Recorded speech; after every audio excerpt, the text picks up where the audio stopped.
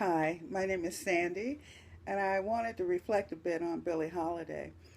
I grew up in a household of music. My dad played jazz piano, my mom sang, and we had many, many recordings of Sarah Vaughan and Ella Fitzgerald, um, Nat King Cole, who was my favorite, and of course Billie Holiday. As a kid, I didn't really understand Billie. I didn't really quite know what she was doing, but as I grew older, I began to realize what a phenomenal musician she was.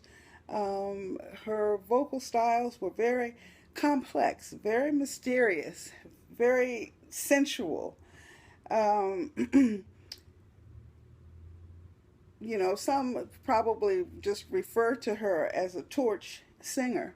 And, of course, she did many of the standards, but she was so much more than that.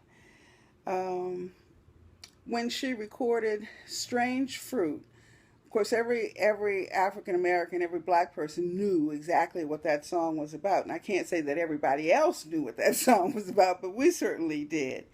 It was then that I could hear some. I considered her also a political singer, along with Nina Simone and Billie Holiday performed in D.C. on many occasions. I think her first performance here was at the Howard Theater in 1937, and at that time she was performing with Count Basie. And then later she came back in the 40s as a standalone artist.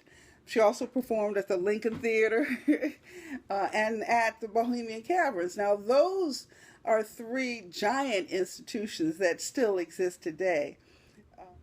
It's hard for me to categorize uh, Billie Holiday. We know this icon with her gardenia. We know she though she thought about marriage and kids, she never had kids. Her life was certainly cut short. She certainly had her trials and tribulations. Her use of drugs landed her in jail on a couple of occasions, in prison on a couple of occasions. But she was just so huge, so complex. I thought it fitting to end with a quote from Farah Jasmine Griffin's book, "If You Can't Be Free, Be a Mystery."